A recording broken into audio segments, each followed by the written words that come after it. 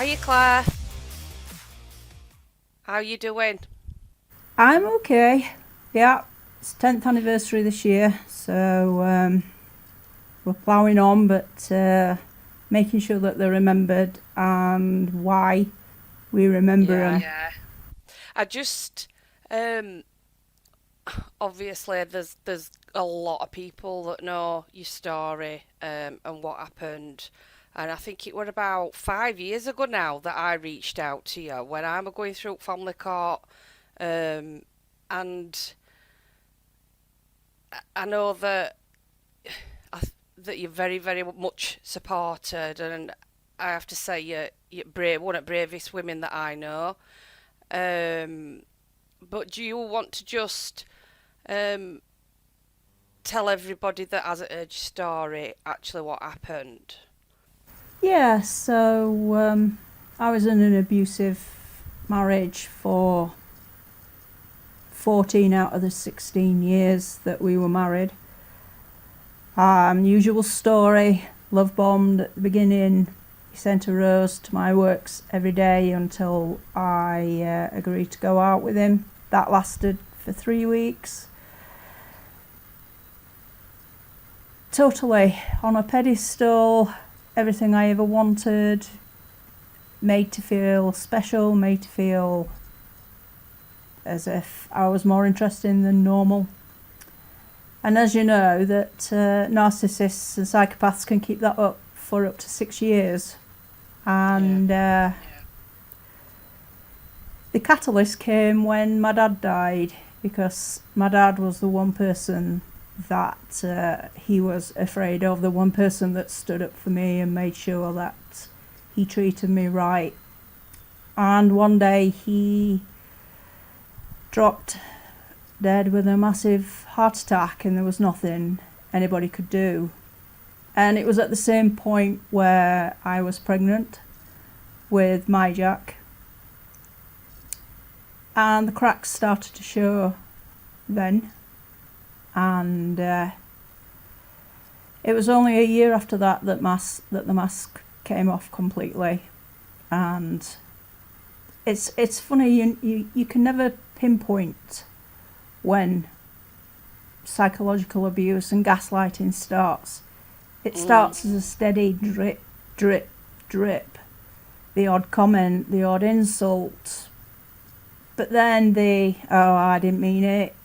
You've took it the wrong way. No, I didn't say that. That's in your head. Yeah, and then I think them drips start turning into chips, chipping away, and chipping harder away, don't They it? do. And then all of a sudden, this constant drip turns into an absolute downpour.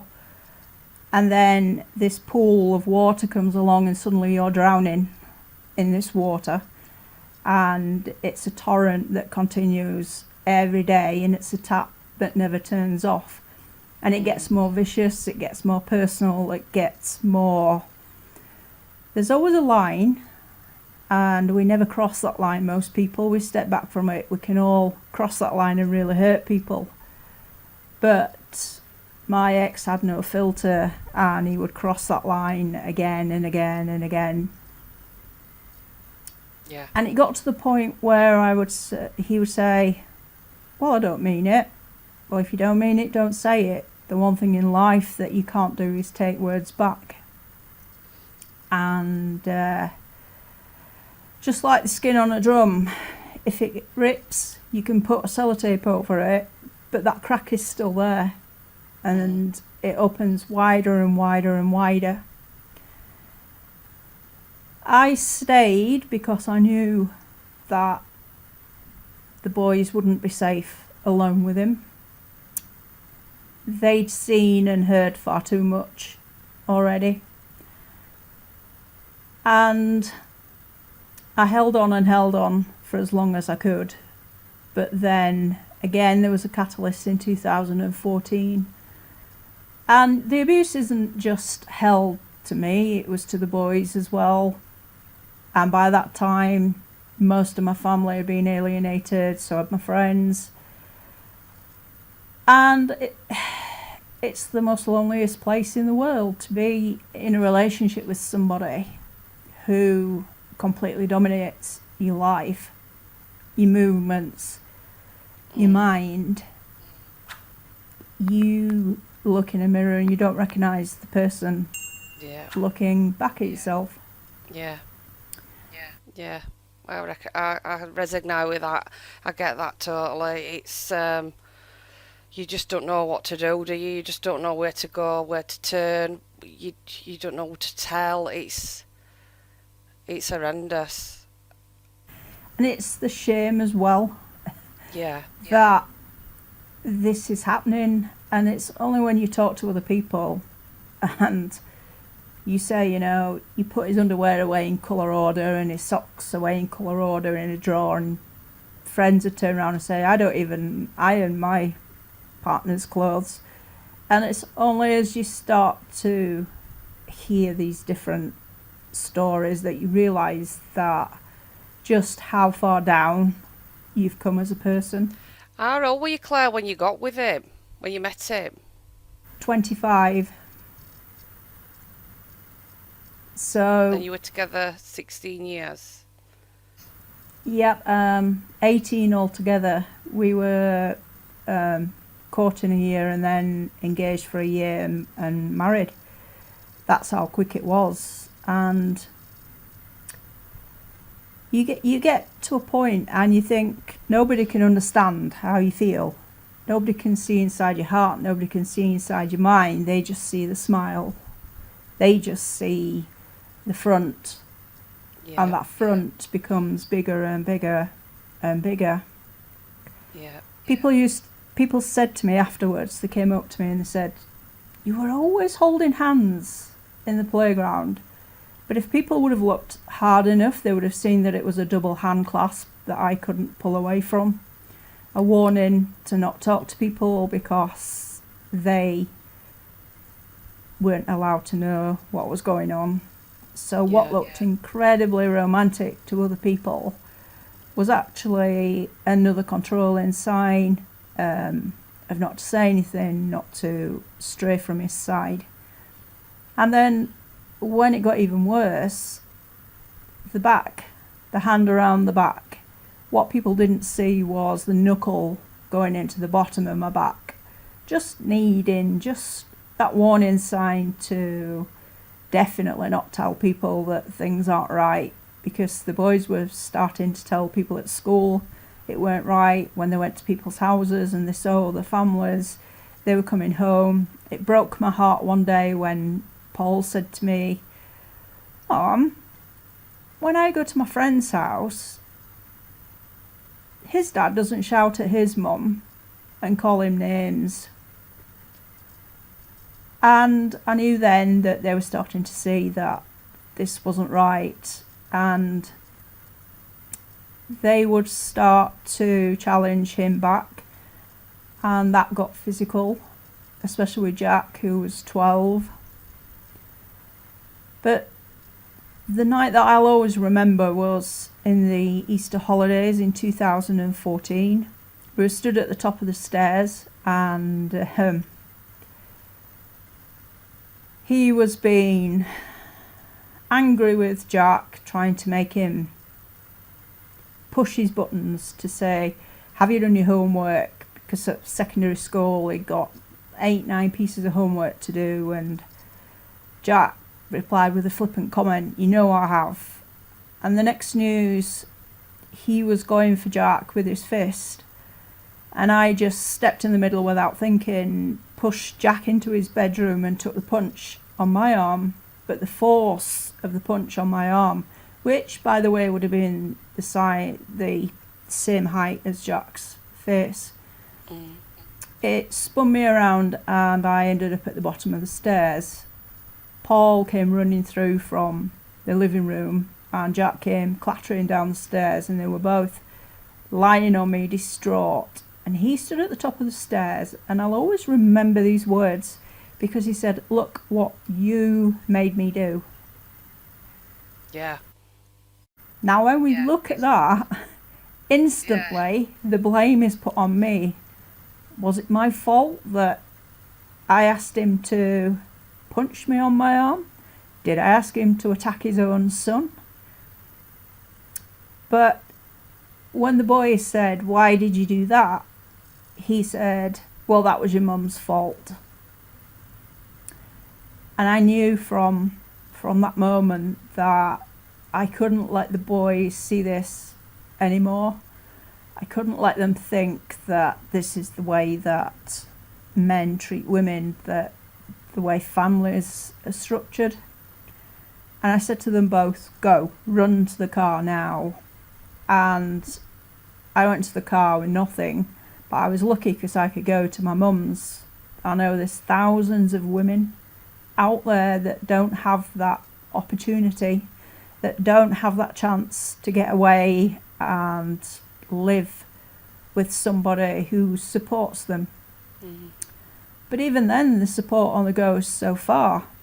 Yeah. After that, the post-separation abuse ramped up incredibly. Yeah. I had slashed tyres, he was stalking me, I was still having the 40 phone calls a day. He couldn't track me through the bank anymore but even then I didn't have access to the bank account because it was an online account. I hadn't been given the password. He was controlling absolutely everything. What protection did they put in place for you when he was behaving like that? When he was stalking you, harassing you? Absolutely nothing. The police just sent me a letter through the post and a little leaflet to say, put code on your phones, change the locks, and basically just be more aware of your safety. And that was it. That was all we got. Bearing in mind, they'd been to the house on 4 separate occasions for violence against next door neighbours. Not once did the police take me or the boys away to a separate area to ask what was going on in the home. Not once did they ask if we were safe in the home. Not once did they do an assessment, because in their minds, a suburban house, the boys were clean, well fed. We didn't fit into the categories of at-risk children. Yeah. And yet we were the most at risk of anybody in the whole of Penistone. Do you think that it's changed now? Do you think that it's changed now, Claire? Do you think there's enough protection in place now? Do you think it's being taken seriously enough? Not for everybody, no. As we know, non-molestation orders, when they're put in place, judges put them in place, but police don't enforce them. Yeah. They talk about this forensic water. Spray your car, spray them with forensic water. Well, the point of a non-molestation order is that they don't get close enough to actually do that, because if they get close enough to do that, then they can harm you. They could have a gun, a knife, their hands. This whole system of, well, they can just deny that they were in the area. Where's all the CCTV footage? Yeah. You can pinpoint them driving to that location. Yeah. And if somebody takes a picture of that car, that's all you need. Just to go to the smart water, they have to jump through hoops to even get that issued, the smart water. It takes months. And like you said, it's too late, isn't it? It's too late. It is. It's way too late. Changing locks was expensive, but there's no guarantee that they can't smash through a door, put something through the letterbox. There's no real advice on how to keep personally safe or your children safe on these leaflets that the police sent me. I set up a app so that 2 people knew where I was at all times, because I was absolutely certain he was coming either for me or the boys. And I wanted them to find my body. I wanted them to know where I was when he actually caught up with me, when he did what he was going to do. Yeah. But these judges in courtrooms, these strangers, They're not there when you're assaulted in the night and you're sat in the shower at 2 o'clock in the morning feeling dirty, scrubbing yourself, and then getting up and treating your children to a smile and breakfast and getting them to school and going to work, and you're actually falling apart. Yeah. These judges are not there when you're punched on the arm and spun round and you end up at the bottom of the stairs, and your children have witnessed that. So you have the shame of them seeing this, and you have a knowledge that you are not strong enough to just leave. And let's address that particular statement. When somebody turns around and says, just leave, let's break that down. Yeah. So you have your children, you're feeling like a piece of dirt underneath the whole world's shoe. You're being financially controlled, money's being withheld from you, so you don't have the means to support your children. Lots of women don't have a place to stay. You're leaving with nothing, and you've built up a lifetime of assets and joint money that you can't touch. Yeah. So how can you just leave? It's impossible. And it's not just that, it's the emotional side, and it's the post-separation abuse. You step out of one danger straight into another. Yeah. In some respects, I think that you're even more unsafe than what you were originally, because I think you could kind of judge what was going to happen to you while you're in that scenario. But once you've removed from there, that heightens it, doesn't it? So, they're losing that control over you. So they have to work harder to keep that control there. When did the family courts processes start then? Well, Paul had a breakdown at school and social services got involved and they said no contact. And for 2 months, they were normal children. They were happy, they were safe.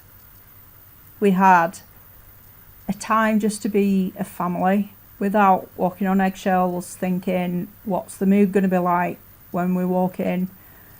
To be able to go out for the day and not justify taking the children out for a day without him. How dare I do that? That's not fair.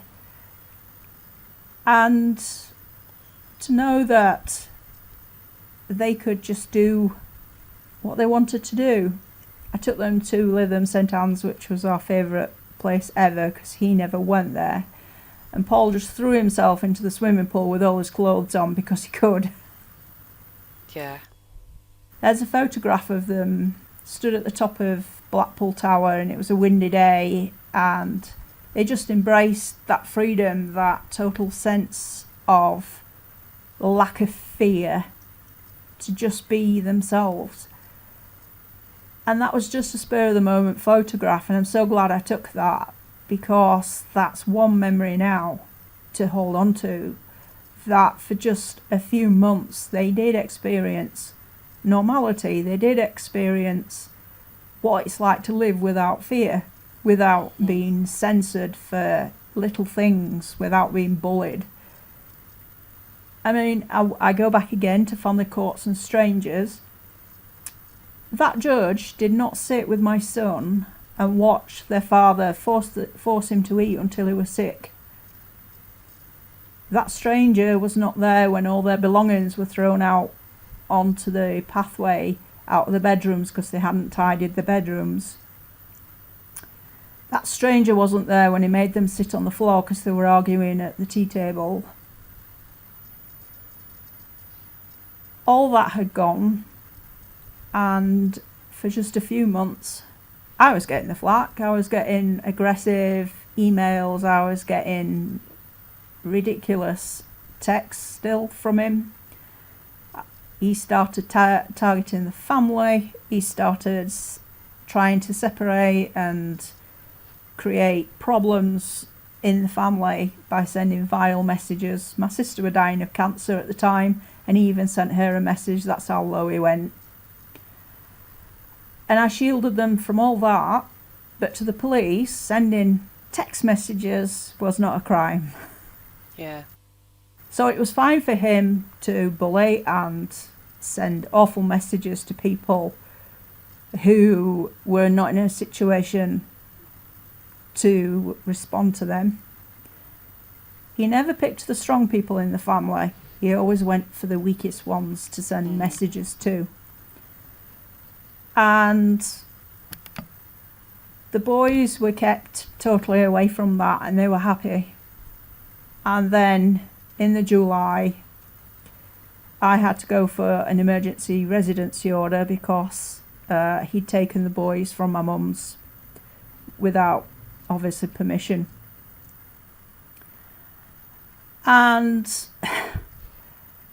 it's strange because I actually thought, yeah, we're going to get the right thing here. We're going to get justice. The boys are going to be protected.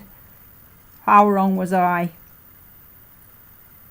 You go from being in a position of having virtually nothing, and he'd barricaded the house so I couldn't get in to get the boys' belongings, my belongings, anything that made life easier. Some of my belongings, humiliatingly, were thrown on the grass in front of the boys, and they sent him a text message to say, "We don't like you for doing that."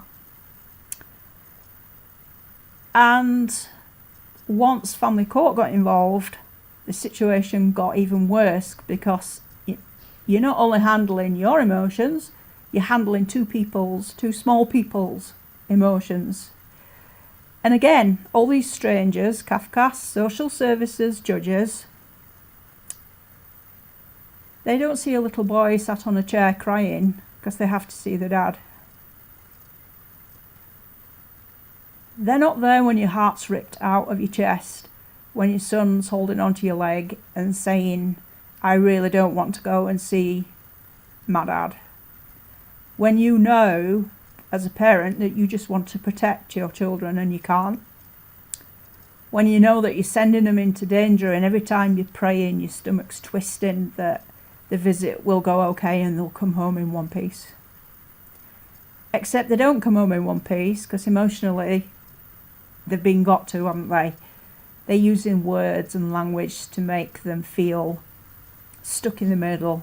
They're being emotionally blackmailed, and they knew what emotional blackmail meant. They spoke to social services for an hour and described exactly what emotional abuse and emotional blackmail is. And the social worker said, "Wow." So social workers were aware that the boys didn't want contact with the dad. Yeah, social workers were aware that the boys didn't want to see them. And having had a conversation on the phone to my ex-husband, they already knew he was being difficult, aggressive, and they knew there was a problem, which is why they said no contact.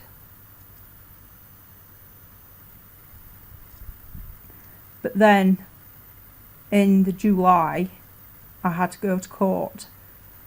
And I remember I didn't even realise it was a courtroom because there was just this door, and my solicitor said, "Right, we're going through this door into the courtroom."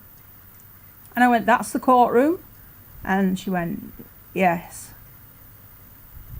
And I had no idea of what was to come. I walked through this door after seeing him in the waiting area glaring at me, all dressed in his suit, more than confident that he was going to win and take away the boys and I'd never see them again. And I had mental health issues on the top of that. Yeah. To actually go into that room was incredible. We were stood together outside the door of the courtroom. He physically went for me. And I had to be taken away, and we were late going into the courtroom. The judge was aware of what had happened. CAFCASS was well aware of what had happened. And sat in that courtroom, the insult started. Even though he had a top barrister, as they do, sat there, I was just 4 seats away from him in this boardroom setup. And the insults he was hurling across that room, the judge told him to be quiet. His barrister told him to be quiet, and he couldn't restrain himself. Family courts are the most barbaric and humiliating places to be. And in any other crime, the onus is on the police to prove that a crime's been committed. But when it comes to domestic abuse, the victim has to prove that they are the victim of a crime. And this needs to change. Perpetrators cannot hide behind money. They cannot hide behind barristers. It's time that they were taken into account and that victims are protected and believed in the family courts and not re-traumatised by going into that room. You scanned for weapons as you walk into a court, and it made me laugh, and it shouldn't have done really because it wasn't funny. You don't need weapons, just need a look. That tap on the table, that signal behind their ear that they're annoyed, that particular phrase or word or insult that they throw, and you're right back to being that person that couldn't do anything right, that was useless, that was told they couldn't do things. And when you're told that for long enough, you believe it. Yeah, absolutely. What do you think, Claire, about remote court hearings? Because my view is it were okay through COVID, but now we're faced with, going back to court in physical presence and being put through that horrific experience. And I just think, why are they putting victims through this? Even with special measures in place, they do not get how trauma works. The very fact that that man is in that building is enough, isn't it?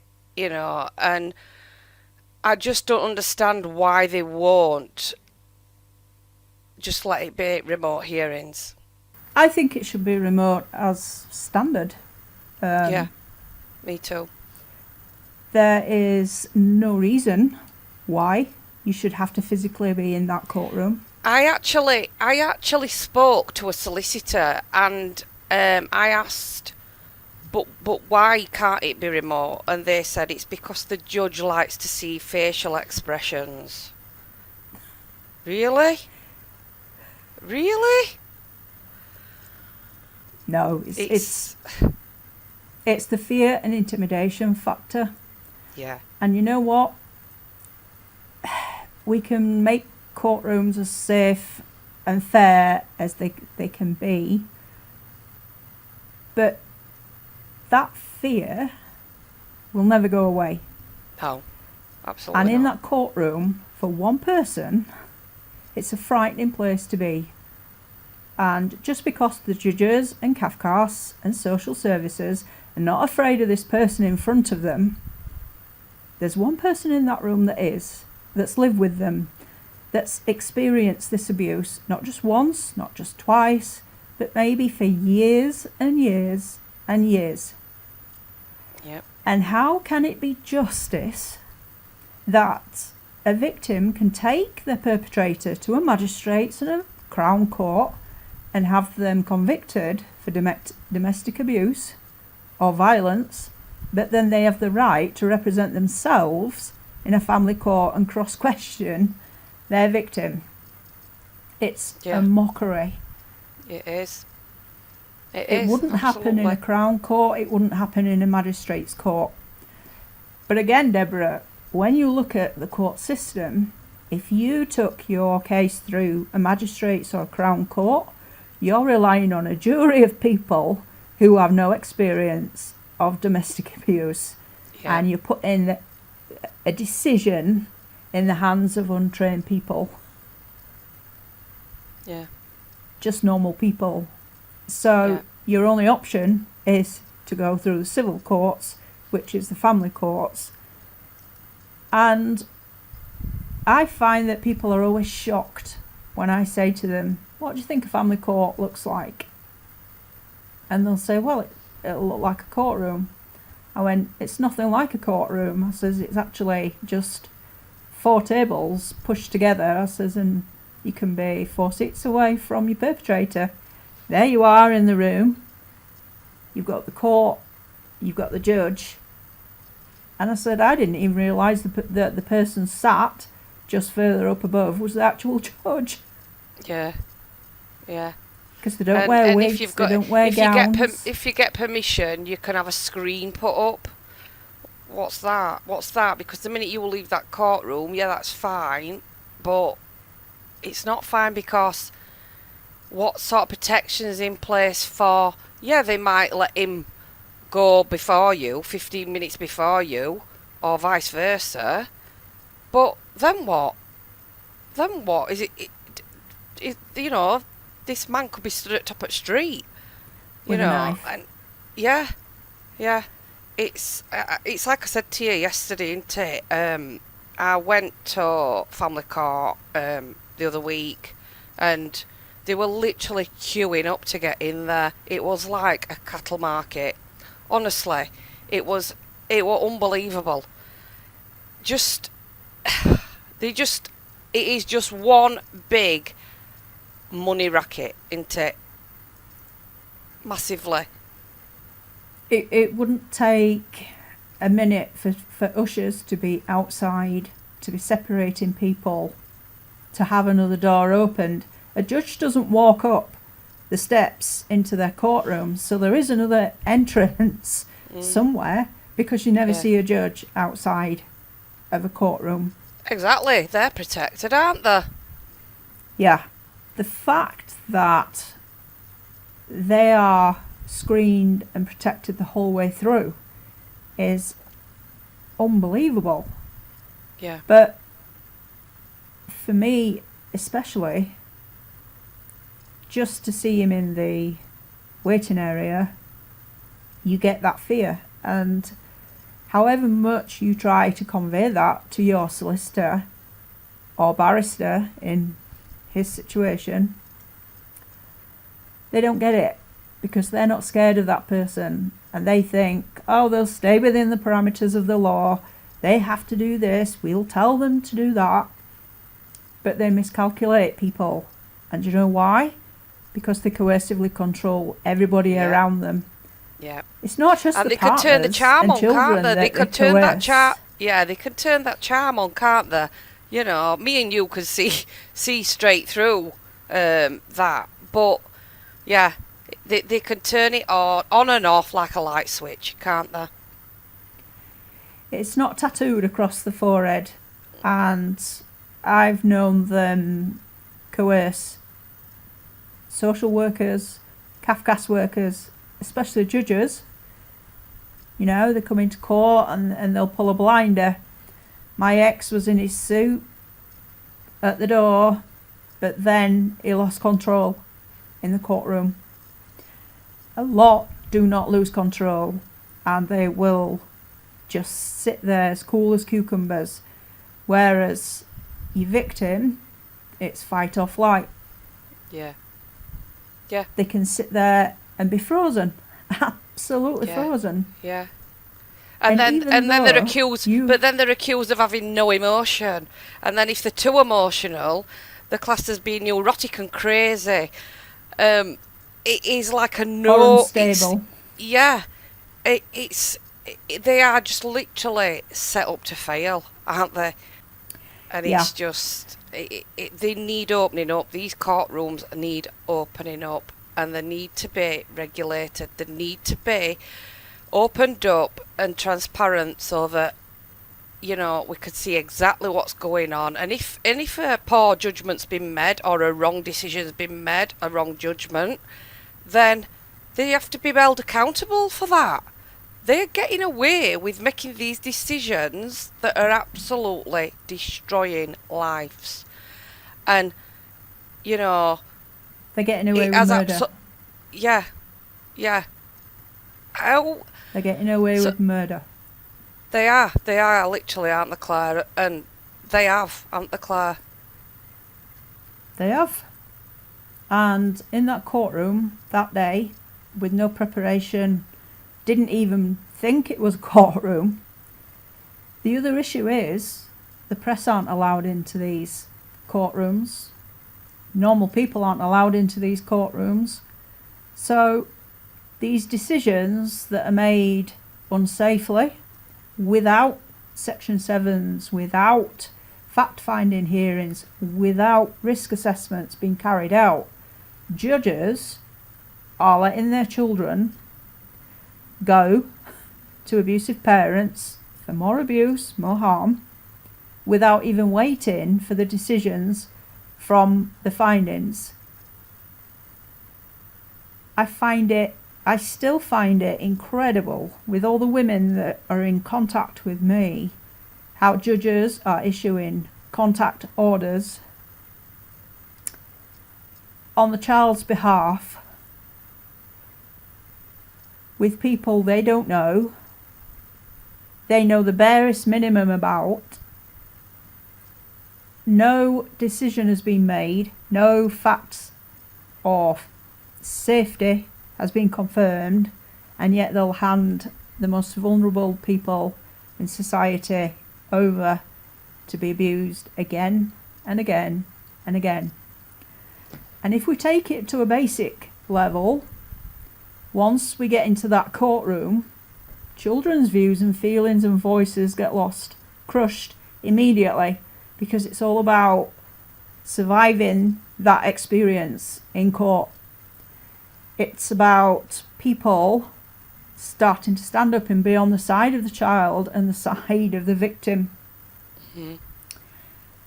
And again, we shouldn't be proving that children are victims of domestic abuse, because in the Domestic Abuse Act 2021, it clearly states if a child has seen, experienced or heard domestic abuse, they are victims in their own right.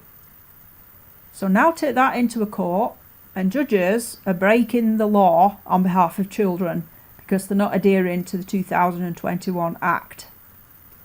Children's basic human rights are being broken every day in a courtroom throughout this land by judges who deem it in the best interest of the child to have contact with both parents. Parental rights is a huge, huge issue in family courts. But there's a deafening silence around children's rights. And why? Because we have this new law that makes children victims of domestic abuse in their own right, of all forms. So technically, in courts now, this should be at the centre of every decision made on their behalf. But I'm still hearing though from police officers that children can't be victims of domestic abuse, and it's child abuse. Yeah. Right, have you asked them if they've read the Domestic Abuse Act 2021? None of the ones that I ever meet have. And right, I sit they're actually breaking the law themselves. Yeah. Yeah, but how do you hold them accountable to that? Well, again, is this accountability? And there is no accountability. Not for CAFCASS, not for social services, not for judges. But they are not above the laws that they serve. I know. And what annoys me about the police, yes, they refer themselves to the IOPC, but isn't that just a bit like a naughty child knowing they've done something wrong and voluntarily going outside the head's office to have a bit of a talking to? And it's the police investigating the police, isn't it? Yeah, So, yeah, it's to go through complaint procedures is horrendous in itself. To even get them to acknowledge that that they've failed at something. And I think that if they held their hands up at the first, if they held their hands up at the first failing that they'd made, they could rectify that and turn that round. But no, they leave it, they deny it, and then they continue and continue to fail and fail and fail. Instead of just saying, okay, we've made a mistake. How can we rectify this? How can we do this better?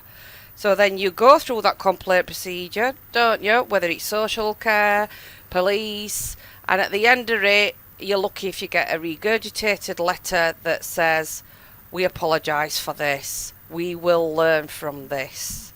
They're not learning. They're not learning whatsoever, because the same things are happening over and over again. and And this is why person's this is why treated. it's so important, Claire, isn't it? That we've got to get this out. We've got to get this out. And look at the barriers, Deborah. Look at how we leave these relationships broken. We leave with no self-esteem. We leave with precious lives to look after, our children's. We're in a position of vulnerability where you have to rely on the kindness of others. But all you find in the whole process is barriers. And not just with CAFCASS and social services. You have barriers with solicitors. You have barriers with the housing associations. You have barriers with medical records. Everywhere you turn, when you have just left an abusive relationship and the danger threshold has gone up, there are barriers and barriers. And how many can you actually break down in one go when you're trying to just hold everything together, hold your children together, and live? Yeah. The whole take away the institutions that are involved in straight away. You have solicitors that actively say that they won't take legal aid cases because they don't earn enough money from them. You have solicitors that are not trained in domestic abuse but will happily put on their doors that the specialists in family law, and will charge extortionate amounts of money to represent you in a family court and not actually fight for you or fight for your children. Yeah. These barriers count. When I went to the housing office in Barnsley, literally on my knees, they said I had deliberately made myself homeless because I had my name on a mortgage and I walked away from that property. So therefore, I'd made myself homeless and wasn't a priority. Yeah, and you know what, Clay? It's still happening to this day. Still happening. 10 years later. Yeah. My God. Yeah. Unbelievable. My God. It's, for me, it's progressively getting worse. Like you say, I know that you've been campaigning for last 10 years at this, and the changes are not sufficient enough as to where they need to be. They're nowhere near where they need to be, and this is what we need to do. We've got to keep collaborating and exposing this. I think that we've had, and I know I certainly have had bigger organisations and authorities, shall we say, approach me and wanted to use my lived experience. Now, they don't want to use my lived experience and put it into practice. They want to use my lived experience so that they can gain accreditation for that, tick a box, send it back to the government to say they are doing X, Y and Z, when I know that that is not making any changes whatsoever. And the thing is, I'm not down for that. They can offer to pay me as much money as they like. I am not interested. The fact of the matter is that we have been in the situation that these women are faced with, and we know exactly what that feels like, how abuse feels, to live through that torment day in, day out. It's relentless, it's endless, and then they wonder why they've got women that are severely mentally ill when they've been tortured. It's the only way, and then they're faced with a system that continues that torture. If not worse, because these authorities and organisations should have been there to protect you and your boys, Claire, and they weren't. They weren't, and you've never had any accountability for that, have you? Of any of them? Nobody has held their hands up and said, we have failed you and your boys. No. They are cowards. They are. And in that courtroom, I clearly said in my application that he would kill Jack and Paul or kill me. I made that clear. And the judge, bearing in mind he'd kicked off outside the door, went for me. He was aggressive in court, granted 5 hours unsupervised access to both my sons. Now that judge, as I said, wasn't there seeing the tears, wasn't there when at bedtime I was cuddling them and reading to them and giving them a semblance of normality. The biggest regret I carry, and I carry it to this day, is I never promised Jack or Paul that they wouldn't have to see the dad, because I couldn't do that and I wouldn't lie to them. And they cling on to me and say, I don't want to go. Dad said this, Dad said that. And then you're stepping into parental alienation territory, where then it becomes even easier to take children off you. Yeah. And lose custody of them. Yep. And as a parent, I defy any of those judges to watch as you hand your children over to an abuser, knowing that they're not safe, that anything can happen to them, and you've got no power over that. Just a code on a phone for them to contact me saying they're in danger. It's not a 9 and 12-year-old's job to assess if they're in danger or not. It's CAFCASS, it's social services, it's the police. It's the people that look after us. It's not for a 12-year-old boy to decide that he's in danger and he needs to call his mum. And who's to say they wouldn't have took the phones off them anyway? Nobody was there to supervise. Nobody was there for them, to protect them. So the post-separation abuse ramped up. He kept wanting to go back to court, as they do, for more access. I was fighting for less access, and it got to a point of he says, she says, he says, she says. He was trying to alienate the whole village against me. I rose above it. You see, you're not just... This is another barrier. People take sides because people don't understand what domestic abuse is. And I will say on the record now, there has been people that have made false statements about me that I can actually sue for libel. Because although they're repeating it, thinking it's the truth, it's a narcissist's form of truth, and it's not the truth, it's a lie, and I could sue them. But I choose to rise above that. Those people know who they are.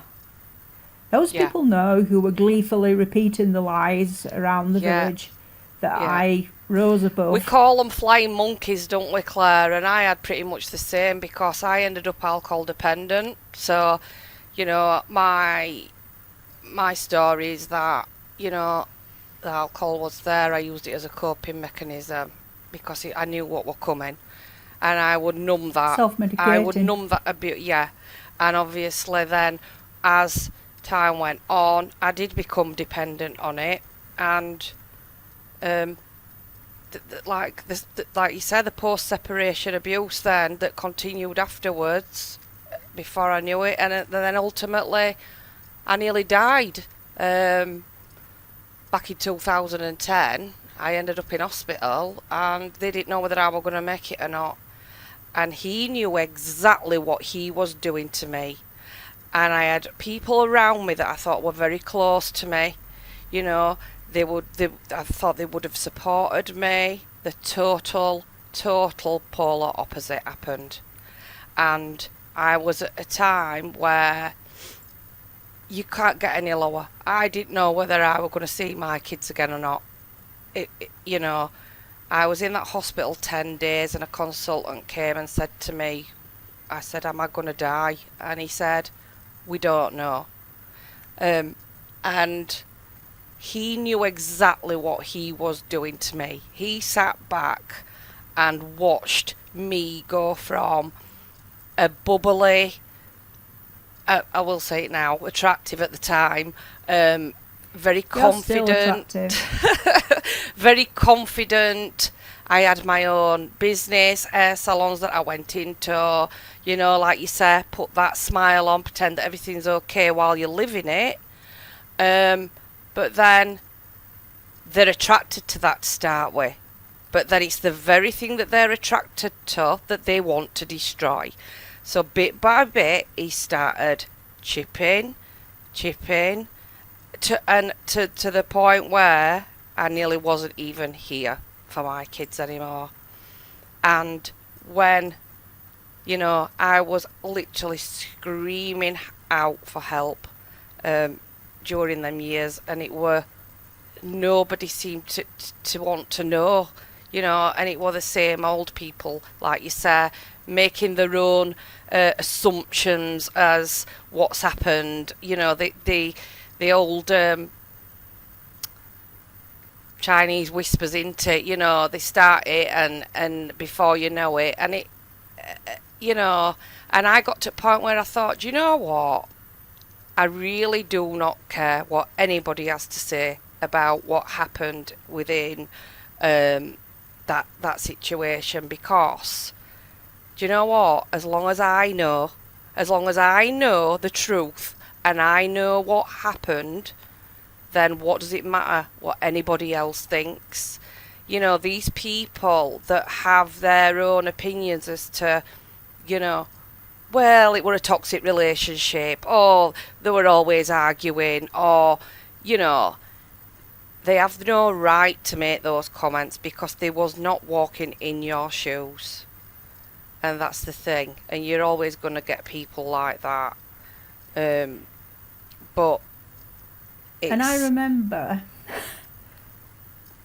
that I thought people knew me better than that. Yeah. That all these ridiculous lies that he was telling, I thought, how can people not know me enough to know that that is not me? Yeah. And yet they were swallowing this version of the truth, hook, line and sinker, and spreading that around to other people. Yeah. Yeah. Little do they know, I could actually sue them now for slander, because although they believe it's the truth, it's actually a lie, so it's untrue, and I can come back at them and say, you slandered me left, right and centre. But it's another betrayal, it's another layer that you have to build, and after leaving somebody who took great joy in using various forms of rejection to take it off people that you thought was friends, family even, is another way of being destroyed. And it's another fight that you have to take on. And you're not ready for that fight. It's just another barrier that's put in place. And the amount of people that said, well, I never really believed it. It's like, well, why get involved then? You know, why not be the bigger person and just step away? Yeah. But these are all all battles that you're fighting when you're fighting the biggest one of all, which is yourself. Because you don't love yourself. You think you're the crappiest mum in the world for taking them away from all the comforts in the home. But you know what? They were happy. They were asking me for months to leave. And that cuts. All the times that they asked, why can't we live on our own? Why can't we live just together, just the three of us? It's never possible to have that dream. You can't have it all. And like I say, I never said to either of them that they wouldn't have to see their dad, because I knew with parental rights this wasn't going to be an easy fight.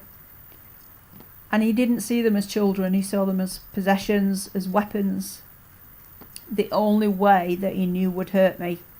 He knew I didn't love him, he knew I didn't respect him, so anything he said personally to me, that's just another insult, just another throwaway comment. But when it come to the children, he knew that that would hurt, because they were my heart, they were my life. And even though I'll never be told again that I'm loved, I had that for 9 and 12 years, and that was the biggest privilege of my life, to be their mum. And now we come to October in 2014. Bearing in mind it had just been 6 months, April to October.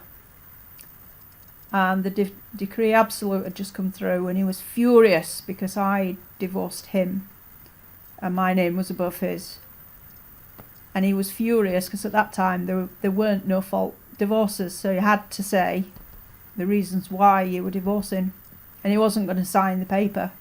And his barrister said, if you want all this to come out in court, then don't sign it, but I'd advise you to sign it.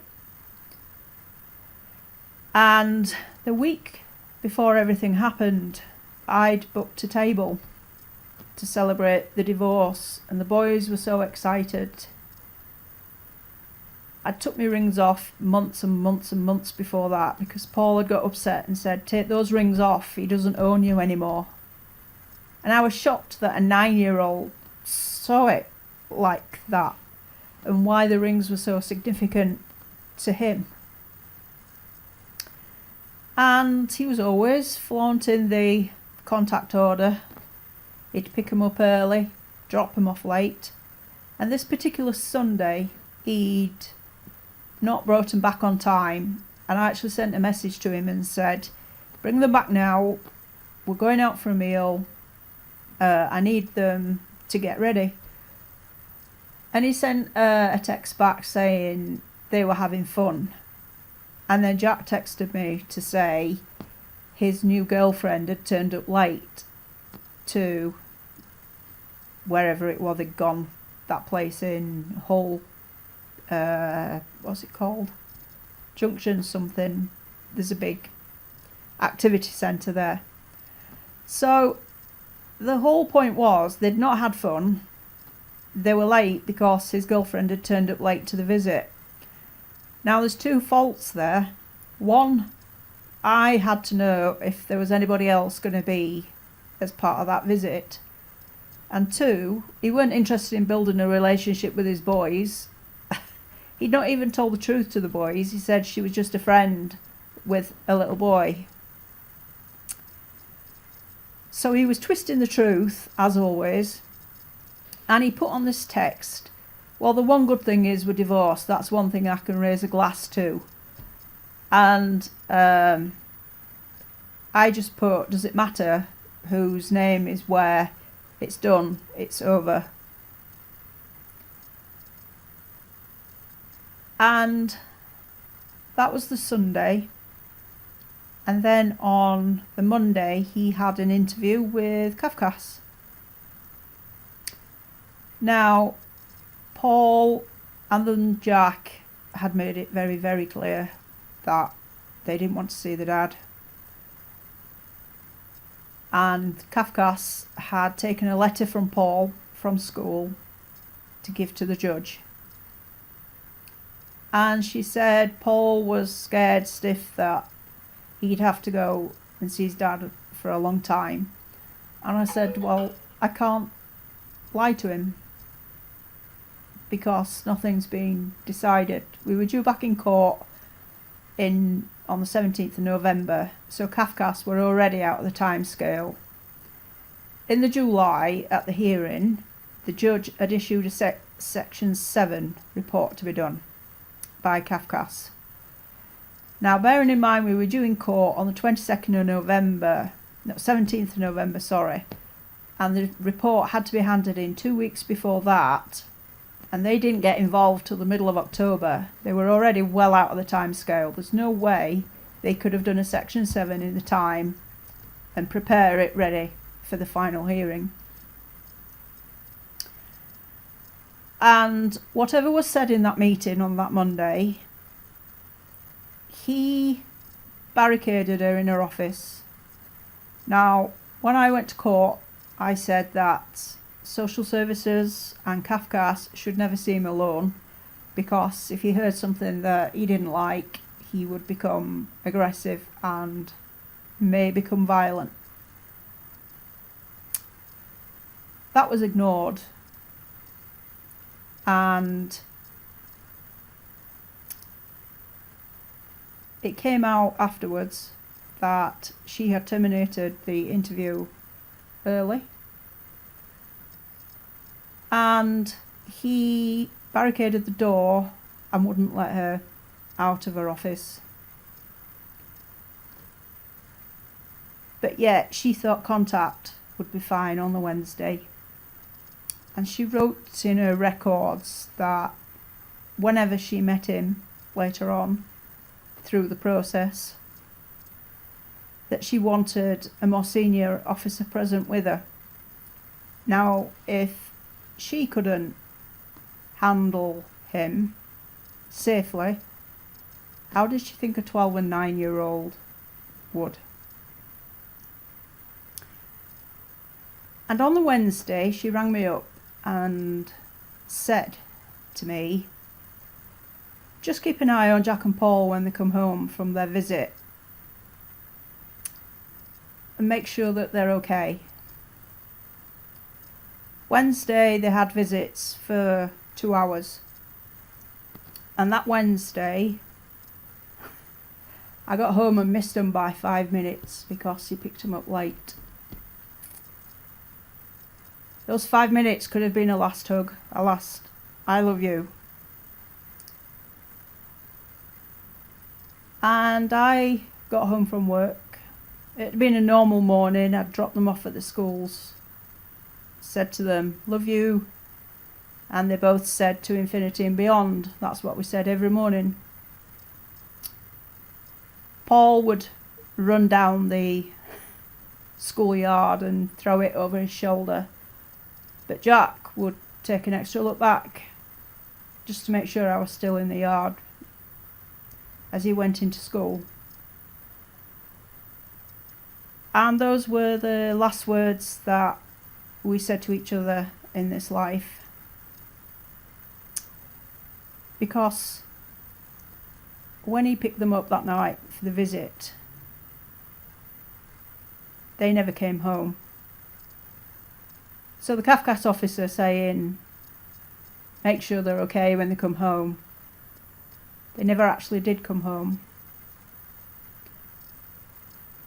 It took just 15 minutes for my life to end and my existence to begin. He picked them up at 6:15. Like I say, I missed them by 5 minutes. And at 6:30, there was a knock on the door. And my mum said, that's the boys back, the visit's not gone very well. And I went, no, if that was the case, then they'd have run in and sat on my knee because they were frightened of the dad.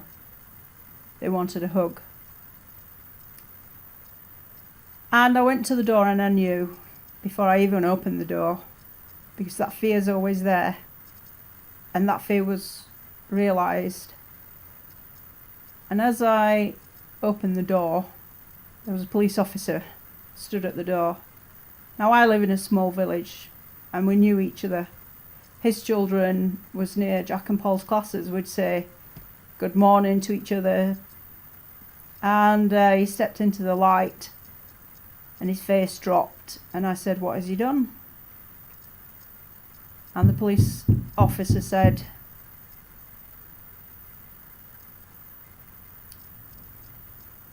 "There's been an incident at the house and you need to come with me now. There's been a fire."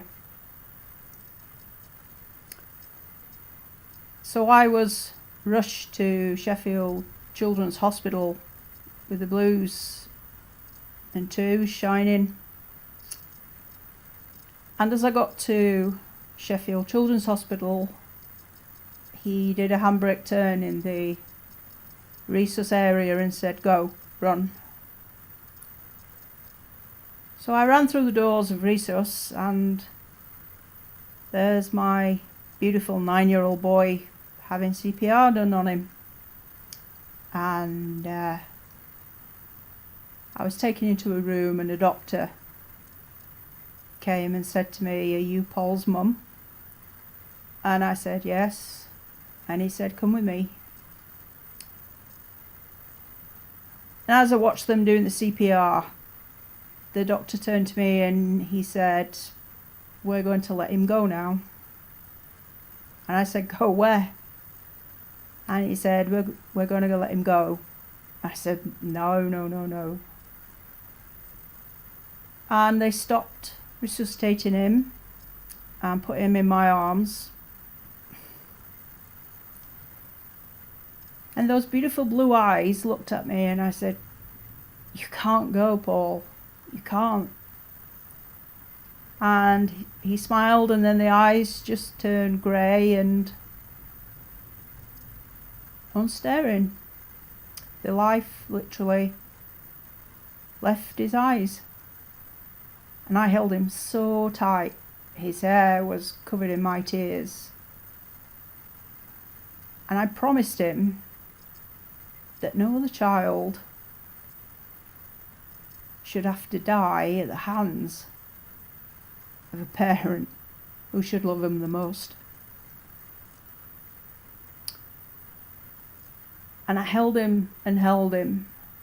And then the forensics came from the police and said, "We have to take him away now. He's a crime scene." And I said, "That's my boy. He's not a crime scene." And he just looked like he was sleeping.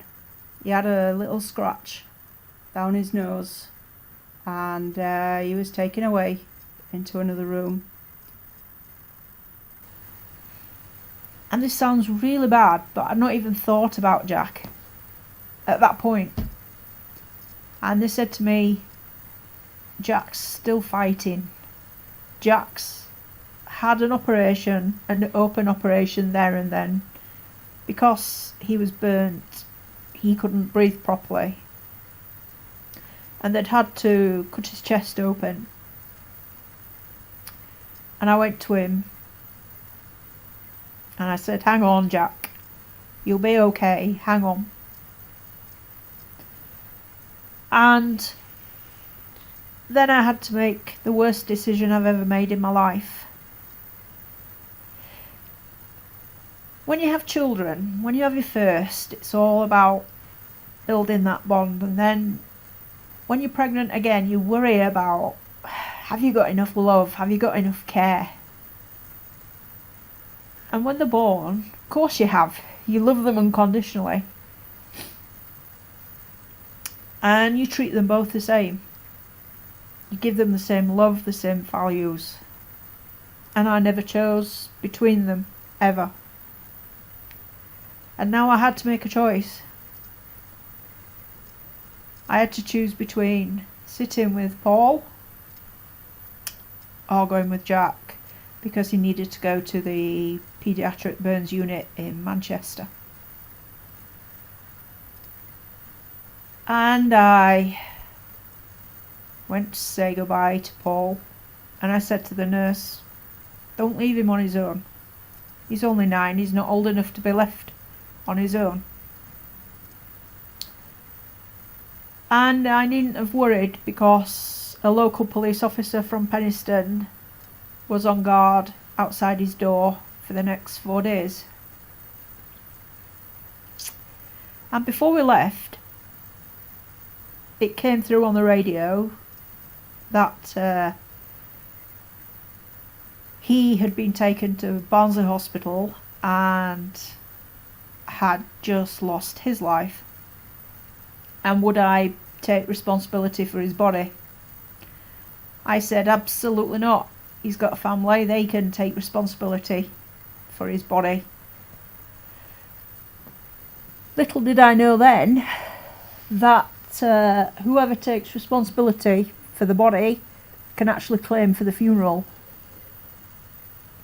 So I was actually charged £3,500 for the privilege of not identifying his body. But I didn't want him in Penistone. He came from Leeds, he needed to go back to Leeds. And in my opinion, his parents needed to take responsibility. In the end, it was 30 days until his boss went to identify him, because his parents refused to. So I went to say goodbye to my boy, and as I climbed into the ambulance, I realised that this was the furthest away that either of them had spent from each other all their lives.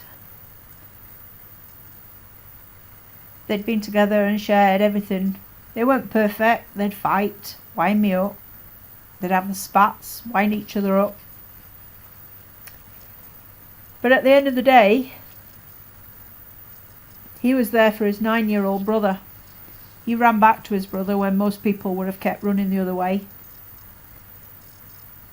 His last thoughts were of me, because the one time his voice was heard was on that landing, and when the fireman cradled him in his arms, he said to the fireman, "My dad did this and he did it on purpose."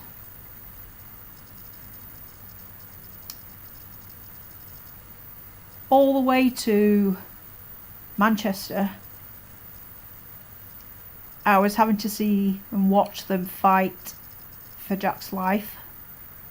Fight to keep that great big heart and soul and courage going. We got to Manchester and he was taken straight to theatre. And for the next 5 days it was a case of looking at a clock saying, that's another hour he's still alive, that's another hour he's made it. And the police said that Jack thought he had saved his brother. So I had to keep referring to Paul in the present tense. He wasn't in a coma, he was just sedated so he could hear everything going on around him. And they asked me to talk about Paul as if Paul was still alive, because he thought he'd saved his brother. And you could tell he knew when I was there, because his heart monitor used to steady really down. And the one piece of normality I tried to keep up in those 5 days was to read to him in the early hours of the morning. And I knew he was listening. And I'd done that every night since they were born. It was that contact to know that whatever had happened in the day, this was night time, bedtime, they were with mum and safe. Except I didn't keep them safe, and I failed as a parent, and I have to live with that too. Had I known that he'd barricaded the CAFCASS officer in her office, I'd have risked jail, I'd have risked anything. I wouldn't have let that visit go ahead.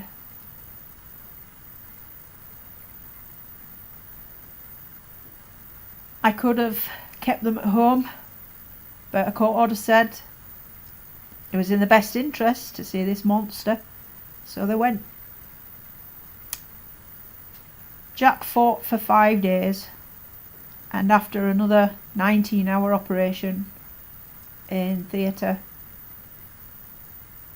the potassium had built up in his heart and it stopped. That gentle boy of mine, who turned out to have the heart and courage of a lion, by the way, stopped beating. And you get used to the sound of the monitors in the room. After a while, your ears become accustomed to it. And I'll never forget that single line and that sound as his heart stopped. And for a second time I had to hold my son in my arms as he died. Except this time his injuries were horrific. And he'd been destroyed by the broken family court system and by a monster that thought just because he'd created him, that's what he could do. He was there for Paul, but who was there for Jack? Not me. I only held him again at the end. He knew I was there the 5 days, but there was nothing I could do. I had to rely on professionals to save his life. That was beyond me.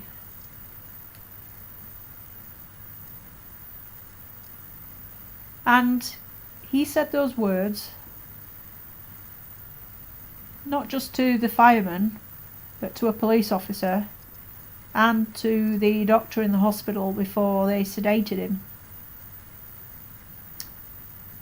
And had he not said those words, and had the police not taken that as his dying testimony, because of the way the system works, I might have only still been entitled to half of the house that was burnt to the ground.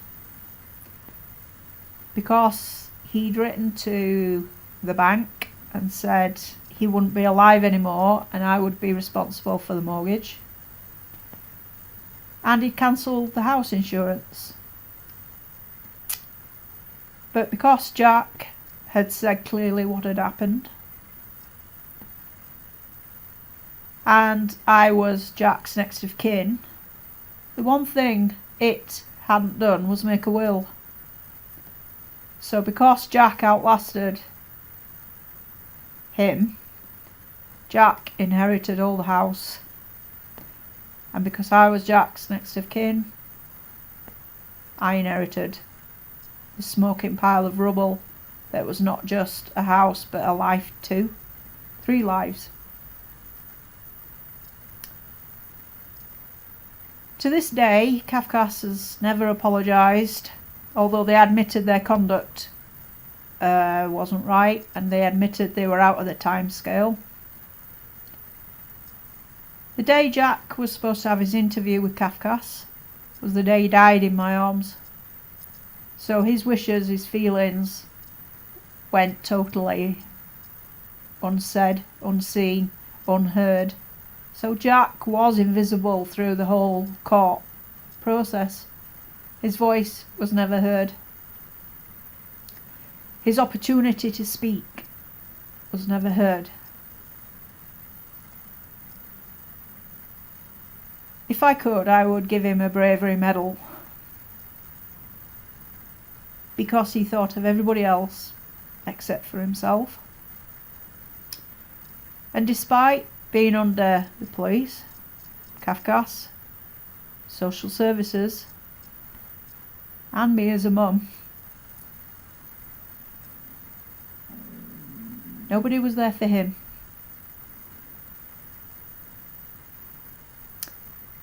Nobody was there for him. When he reached out that hand in the darkness on that landing, in smoke and flames, It was to a fireman. And let's face it, no other adult should have to hear a child say they've been hurt deliberately by a parent. Nobody. And yet, despite that being 10 years ago, we know for a fact that there's almost the same amount of children died since. And some of them have died alone. There's not been a fireman or a policeman or a doctor to talk to try and save them. And this is why Practice Direction 12J, the whole culture of the family courts, have to change.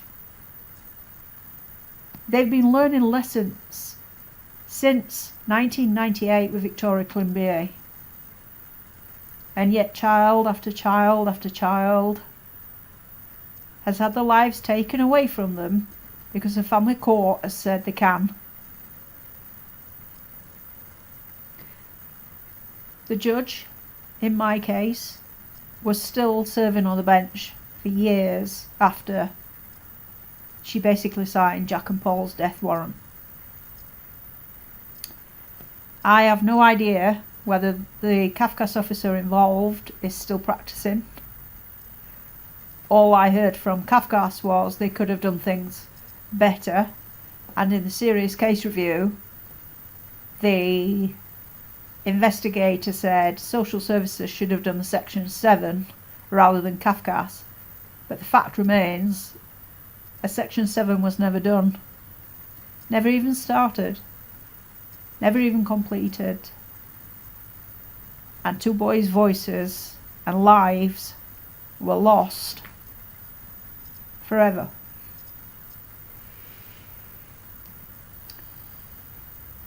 Social services have never apologised, and neither has the police, although their conduct was found to be less than satisfactory too. As I say, how can you put the responsibility of keeping safe and recognising danger on a 12 and 9-year-old's shoulders? I think we can all agree it's pretty much out of their hands if an adult turns on them or destroys them, as my ex did. Children are not ours, they're gifts. We bring them up, we give them tools to survive in life. It's our job to build them up, let them aim for the stars, and then set them free and let them fly to live a happy life. And every child in this country deserves a childhood. And every child in this country deserves to live. And live without fear. And live without oppression. It's a basic human right. And yet it's broken day in, day out by the family court justice system that lets children die time and time again. I'm tired of hearing lessons need to be learnt. I'm tired of reading reports that have been written that we know is happening anyway. And it's time for this wheel to be punctured and rebuilt. Because the way it is at the moment, it's just carrying on, rolling and rolling. And in that rolling, people like me are caught up in that system and end up destroyed. It's not for a stranger to presume that they know what's best for a child. Every child should be heard, and every child should be listened to. This system cost lives.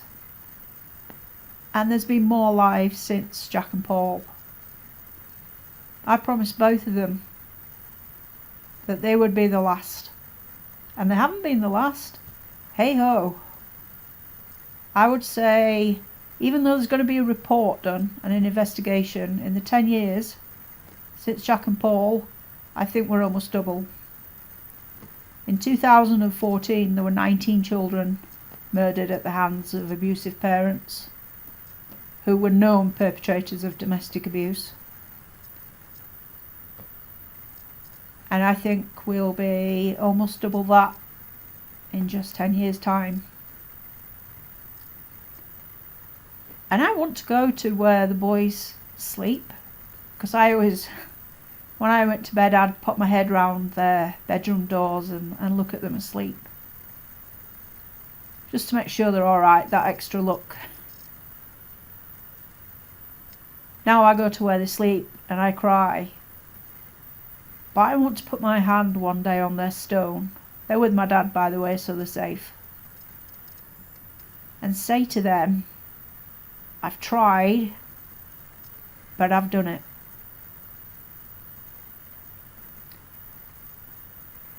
That in their names, and all the other children that are still a child A and a child B on a serious case review, every other child now is safe and warm and protected, just like they used to be.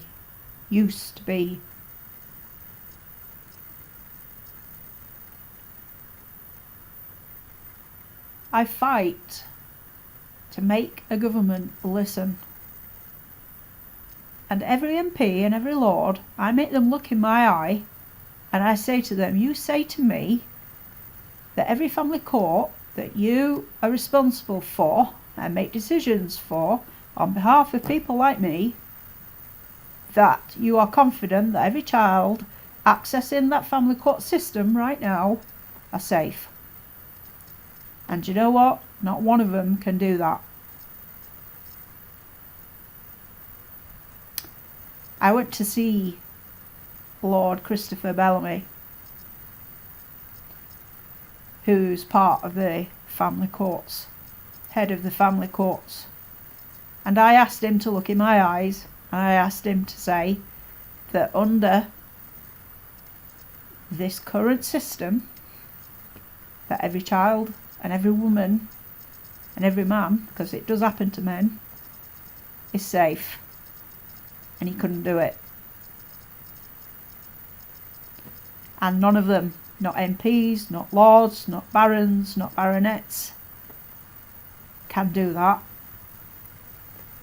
And that tells me that we have to change that. They need to And if open that them means up, being a Claire. catalyst for that change, They must open them up. They've got to open them up. They are then getting away with that's it. will do. They're getting away with all this in secret.